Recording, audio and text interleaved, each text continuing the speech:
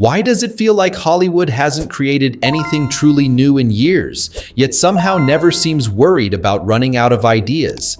Every season promises something exciting, reimagined, for a new generation, and yet what keeps showing up are the same names, the same stories, the same characters you already met as a kid, just slightly older, louder, and more expensive. We're told this is a celebration of legacy, a love letter to the past, a gift to loyal fans. But what if it's something else entirely? What if the endless cycle of reboots, sequels, and remakes isn't about creativity at all, but about fear? Fear of risk, fear of failure, fear of anything that can't be predicted by spreadsheets and algorithms. Stay until the end, because once you see how nostalgia quietly became Hollywood's safest financial strategy, it becomes impossible to look at your childhood rebooted the same way again. The surface image is everywhere. Trailers built from familiar music cues. Logos you recognize before the title even appears. Taglines that promise a return, a revival, a new chapter, rather than something truly unknown. The marketing leans heavily on recognition because recognition feels safe. It triggers memory before it triggers curiosity. You don't need to be convinced, you just need to remember how you felt last time. Posters are designed like museum displays. Characters stand in poses that echo earlier versions, subtly reassuring audiences that nothing essential has changed. Even when the cast is new, the structure is identical. The beats are predictable. The emotional moments arrive exactly where your memory expects them to. The experience is less about discovery and more about confirmation. Studios frame this as generosity. They talk about honoring legacy, respecting fans, passing stories to a new generation. The language is warm and sentimental, carefully avoiding the word that actually explains the pattern risk. Original stories come with unknown variables. New characters, untested worlds, uncertain audiences. Familiar IP comes with data benchmarks and decades of proven attachment. Nostalgia isn't art direction, it's insurance.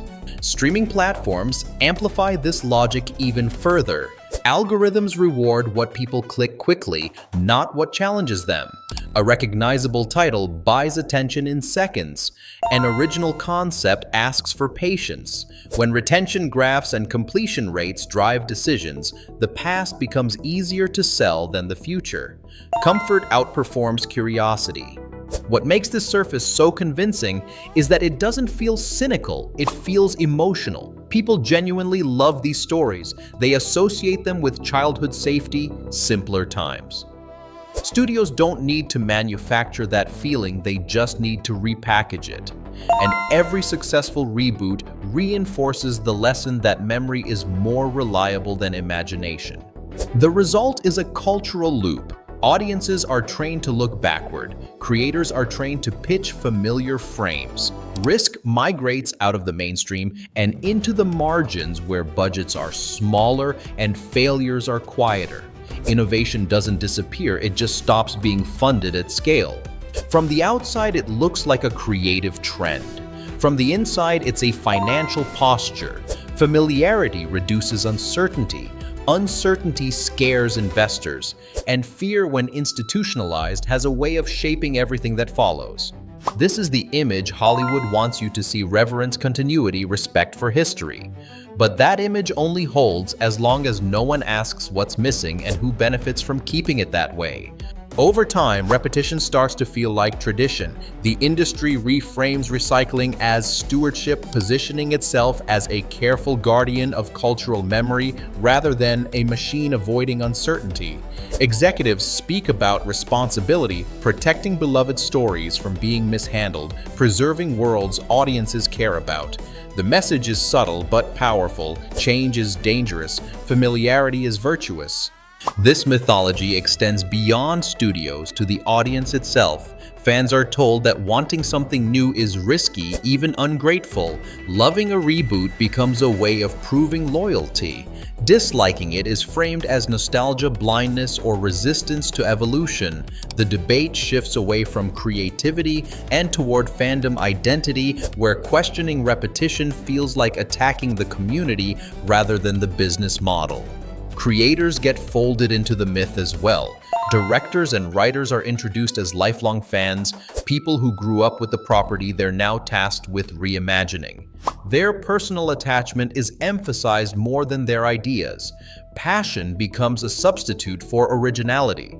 If someone loves the source material enough, we're told the result must be meaningful, even if it follows the same blueprint we've already seen. Press coverage reinforces this framing. Articles celebrate returning to form, bringing it back, going home. Rarely do they ask why going forward seems so difficult. Success is measured against previous versions rather than against what cinema could still become. Comparison replaces exploration. Improvement is defined as fidelity, not invention. The mythology works because it flatters everyone involved. Studios appear respectful, creators appear devoted, audiences feel included. No one has to confront the uncomfortable truth that what's being protected isn't art, but predictability. Nostalgia becomes a moral shield, insulating repetition from critique. And once this narrative is established, it becomes self-sustaining. Every profitable reboot is cited as proof that audiences don't want originality. Every failed original is used as evidence that risk doesn't pay. The loop tightens and history is rewritten in real time to justify the present. At that point, the question stops being why Hollywood relies on nostalgia. It becomes why the myth is so convincing that it makes avoiding risk feel like an act of care rather than fear. Once you strip away the sentimentality, the incentives are blunt. Original stories are expensive in the one way studios fear most: unpredictability. There's no built-in audience, no historical data to reassure investors, no guaranteed opening weekend fueled by recognition alone. A new idea has to earn attention from scratch. A reboot collects it in advance. Behind the scenes, risk is quantified relentlessly. Executives don't ask whether something is good, they ask whether it's defensible. Can it be explained to shareholders? Can it be justified if it fails? Familiar IP offers an answer before the question is even asked. If a reboot underperforms, it can be blamed on timing, marketing, or franchise fatigue. If an original fails, the idea itself is labeled the problem. This logic shapes creative decisions long before cameras roll. Scripts are rewritten to resemble existing structures. New concepts are tested until they feel old enough to be safe. Even originality is often smuggled in under the skin of something recognizable, a fresh take that never strays too far from the outline. Innovation survives only when it's disguised. Streaming economics intensify this pressure. Platforms aren't chasing cultural impact, they're chasing churn reduction. The goal isn't to surprise viewers, but to keep them from canceling. Familiar titles do that efficiently. People click what they already trust. New stories ask for patience, and patience is a metric few dashboards reward. The result is a quiet narrowing of possibility. Mid-budget originals vanish first. Then genre experimentation, then anything that can't be summarized in a sentence audiences already recognize. Creativity doesn't die in a single decision. It erodes through thousands of small choices that all point towards safety. What's rarely acknowledged is the opportunity cost. Every reboot consumes resources, money, talent, marketing, bandwidth that could have funded something genuinely new. The past crowds out the future not because it's better, but because it's easier to defend in a boardroom. And yet the industry continues to insist this is what audiences want. Nostalgia becomes the alibi. If viewers are tired, it's framed as fatigue with franchises rather than exhaustion with repetition itself. The system avoids asking the harder question: what if audiences would embrace new stories if they were actually given the chance? This is the real fear underneath the marketing language. Not that originality will fail, but that it might succeed and prove how unnecessary the safety net really is. Because if something new breaks through, the myth collapses. And myths are far more valuable to protect than any single film. This obsession with safety doesn't stop at movies. It mirrors a broader cultural shift where institutions increasingly rely on the past to stabilize an uncertain present. In a world shaped by economic anxiety, political volatility, and rapid technological change, nostalgia offers something rare: emotional predictability. It promises a return to a moment that feels known, controllable, and already validated by memory. Hollywood didn't invent this instinct, it perfected it. When the future feels unstable, the past becomes a product. Reboots aren't just entertainment, they're emotional anchors. They reassure audiences that something familiar still exists unchanged, even as everything else feels in flux. That reassurance is powerful, and power rarely goes unused. But there's a cost to organizing culture around reassurance. When art stops challenging people and starts comforting them by default, it loses one of its core functions. Stories become less about expanding perspective and more about reinforcing it. The unfamiliar becomes suspect. The new feels unnecessary. Over time, imagination shrinks to fit what's already been approved. This also shapes generational experience. Younger audiences inherit a culture that constantly looks backward, learning to value reference over invention. Older audiences are encouraged to revisit rather than move on.